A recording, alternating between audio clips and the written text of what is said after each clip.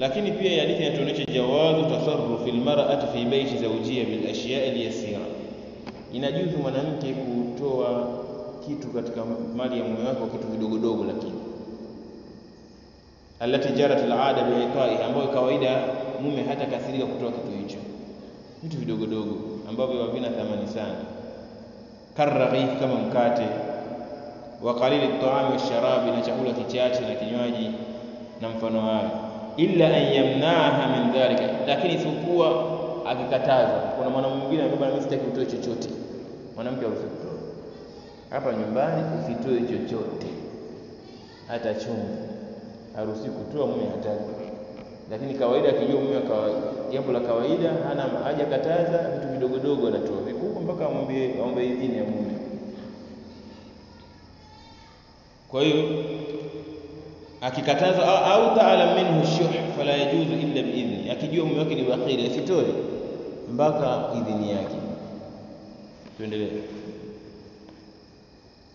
Wa ibn Umar radhiyallahu anhuma, kutoka ibn Umar radhiyallahu anhu alikuwa na babake, An-Nabii sallallahu alayhi wasallam qala, Mtume sallallahu alayhi wasallam amesema, man wahaba hibata, mwenye kutoa zawadi, mwenye kutoa kitu akampa mtu, fahuwa ahaqqu biha, ana haki nacho yeye. Man wahaba hibatan, mwenye kutoa kitu akampa mtu zawadi, fahuwa ahaqqu biha, ana haki nacho kile kitu, ma lam yuthab alaiha, muda ambapo haja lipo kwenye kitu hicho, ma lam yuthab alaiha, muda ambapo haja lipo kitu hicho. Man wahaba hibata, mwenye kutoa kitu zawadi, fahuwa ahaqqu biha, yeye ana haki na hicho kitu, ma lam yuthab, muda ambapo haja lipo alaiha kwenye kitu hicho.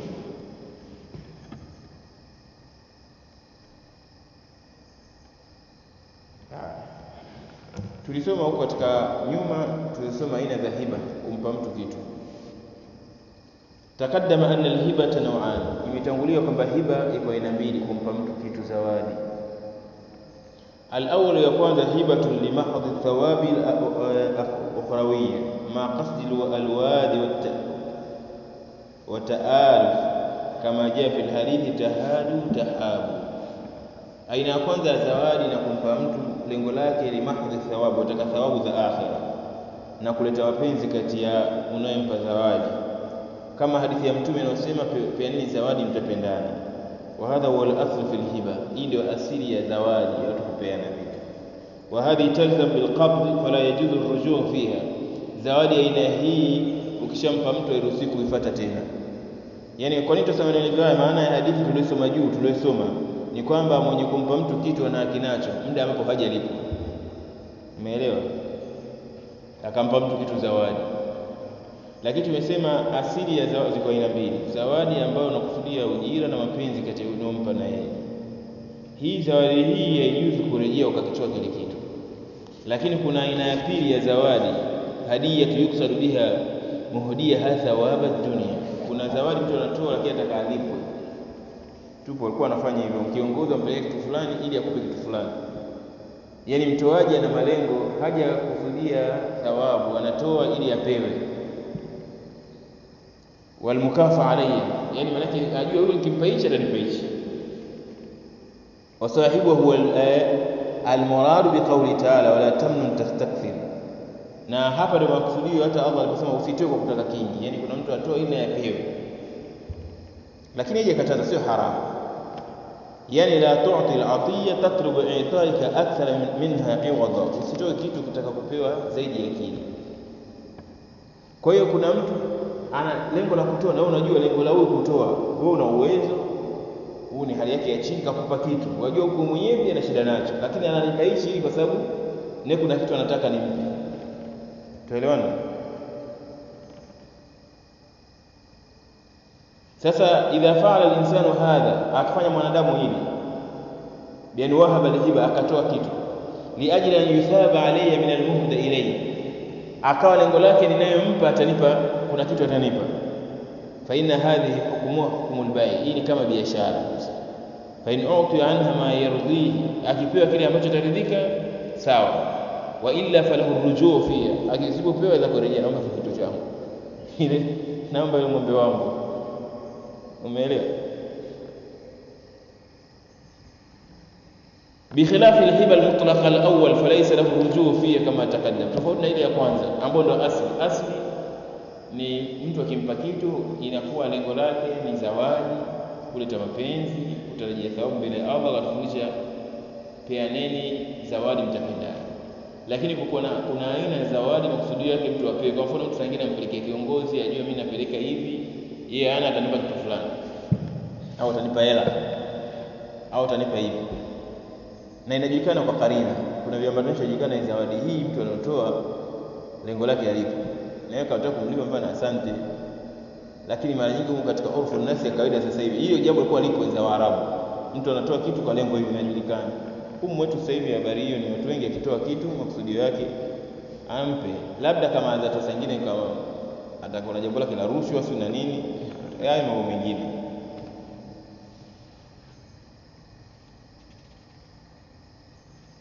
Naam, kwa mlango ndio mwisho, na sababu al-luqata, mlango wa kitu cha kuokota. Babu al-luqata, mlango wa al-luqata. Luqata ni kitu tunasema hiya al-malu au muqtasim dalla anhu rabbu wa tatba'uhu himmatu awsat an-nas.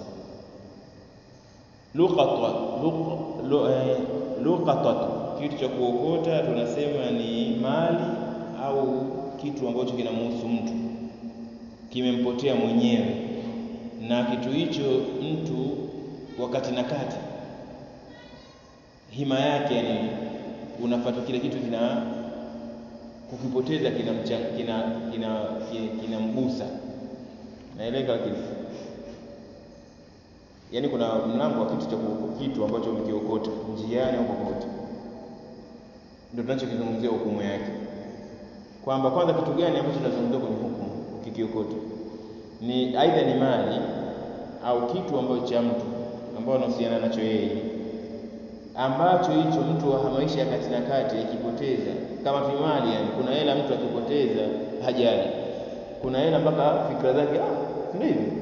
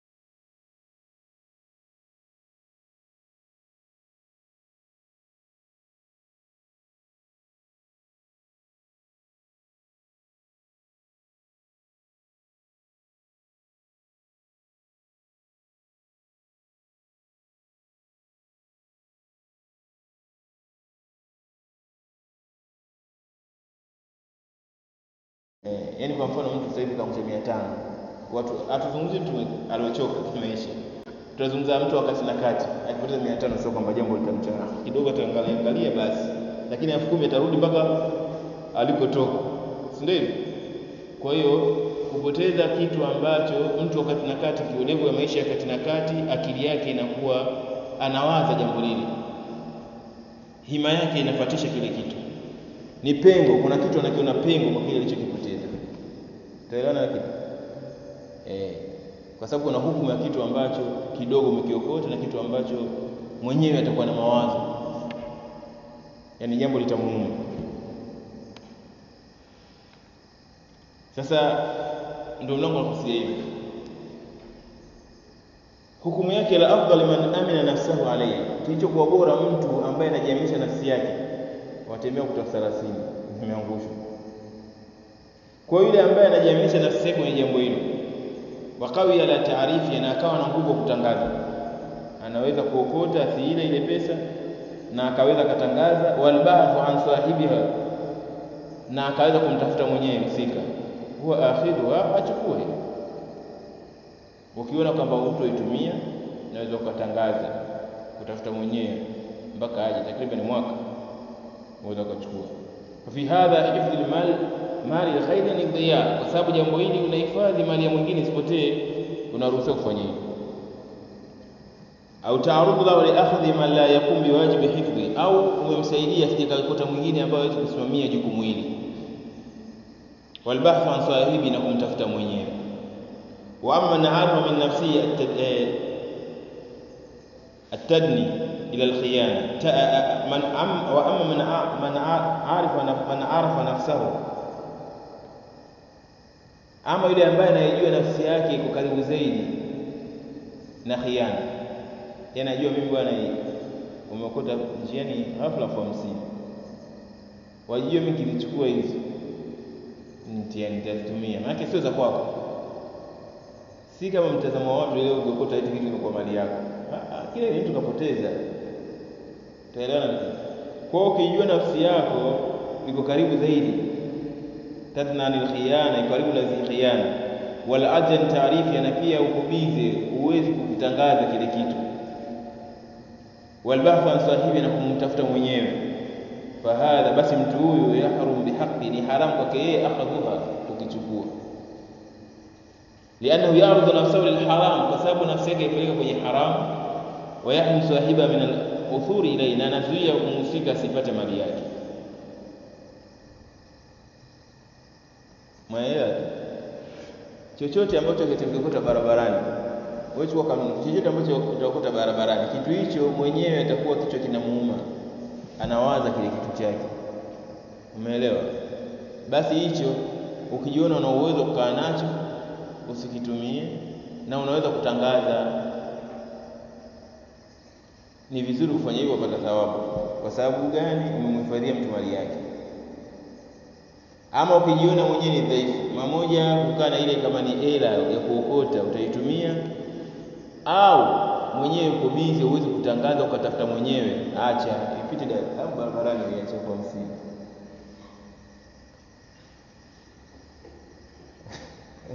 50. Umekuta wapishana nao kwa 50 imeanguka hapo, umeelewa, ipita. Ukiichukua kwa sababu kwa 50 mwenyewe kichwa cha muuma huko, si ndio? Atakaye lake wewe utakao ukichukua ile 50 ukae nayo bwana, usitumie. Unaweza? Mwaka unaweza kujikopesha pale pale, nakopa 10. Maana yule mmoja sio na dini achukua kabisa, hata ile ajali. Wewe mwenye dini unajifanya mimi nazichukua, nitamtafuta mwenyewe, afu kesho anza nakopa 10, nitarudisha. Baadaye kabla hujarudisha ukapata na 10. Kwa hiyo ukijiona una uwezo ukaa nayo, iache bwana, pishana nayo barabarani. Tuko kwa sababu si kama dhana za watu ya kwamba eti ukiokota kitu ndio cha kwako, sema umeokota, yani kama ninamiliki yani. Chochote unachokiokota ni cha mtu amepoteza, kichwa cha muuma, wewe unaonaje ilikuwa ni wewe? Kwa watu wako na amana, watu wanapata vitu vyao. Kwa hiyo na usiingie katika watu wenye khiana ambao wanaokota vitu vya watu wakavitumia. Haumiliki kitu kwa kuokota, labda kitu kidogo, mfano kalamu, ni vitu ambavyo muhusika mwenyewe kitu ya kimuumi. Kwa ndo mlango wetu tunakusudia hivi. Sasa vigawanyo ndio tunasema aqsamu al-luqata, vigawanyo vya vitu vya kuokota. Tanqasimu ila 4 aqsam, vitu vya kuokota vimegawanyika sehemu 4.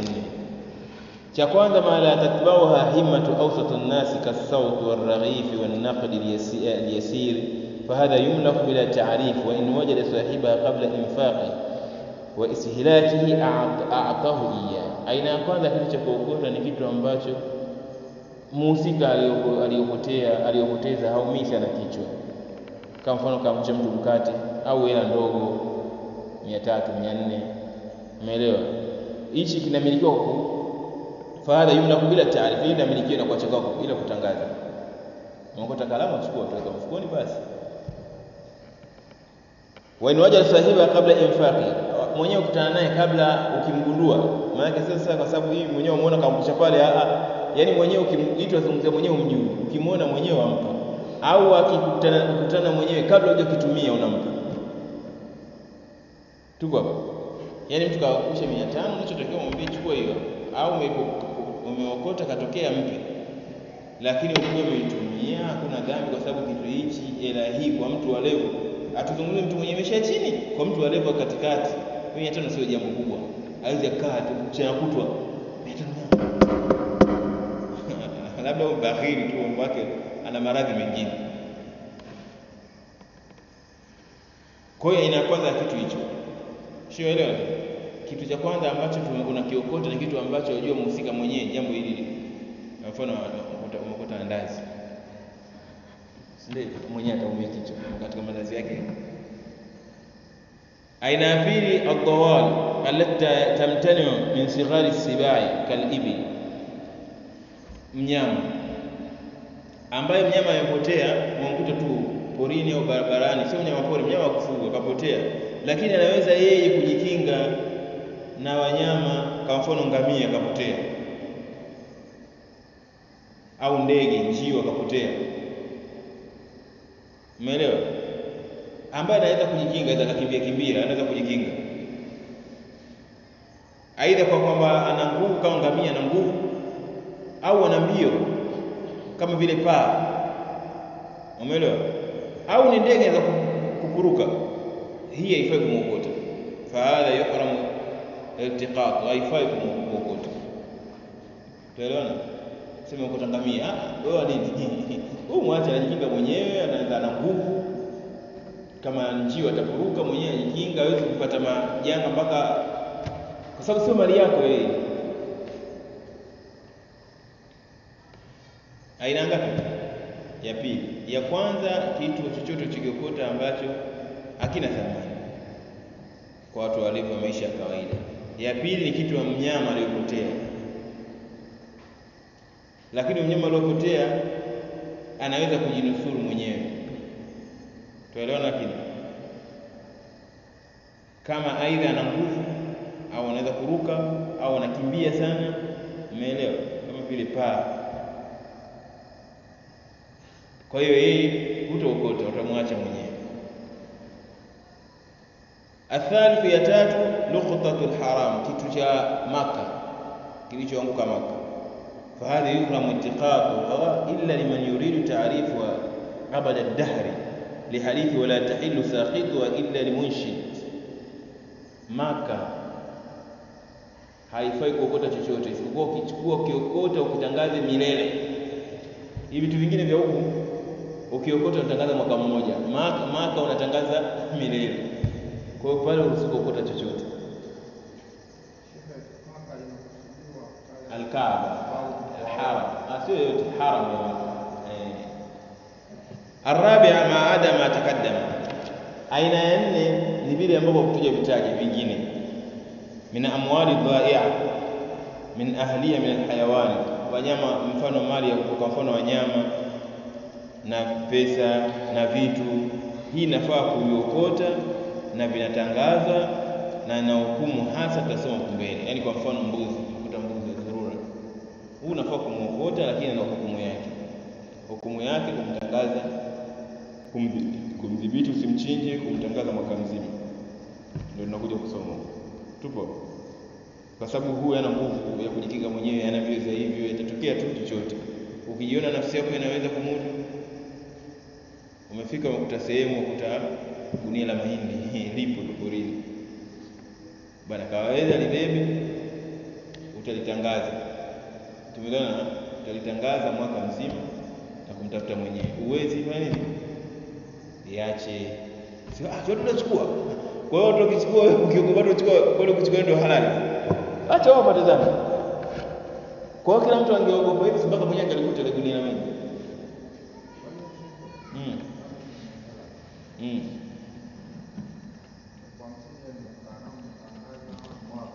Ukimaliza unamtumia kesho yake mnyama. Tuseme ishakusha mnyama mwaka unamrudishia.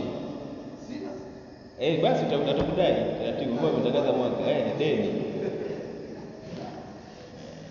Naam, tuendelee kwenye hadithi. An Anas radhiyallahu anhu, kutoka Anas radhiya Allah juu yake, qala, amesema marra an-nabii bitamrati, alipita mtume sallam kwenye tende. Marra an-nabii sallam bitamrati, alipita mtume sallam, sio kwenye, alipita mtume sallam sehemu akakuta tende,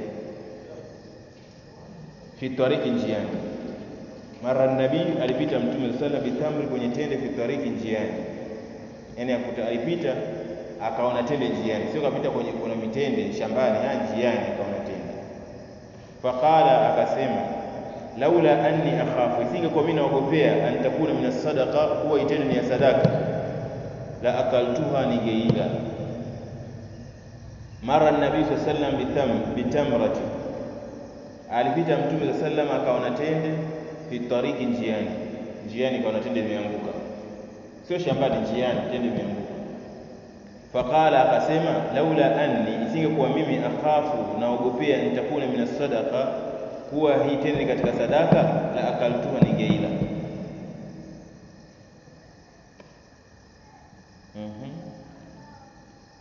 Ningeila. Labda niweze swali hii, kwa nini kaika hadithi katika mlango? Lakini pia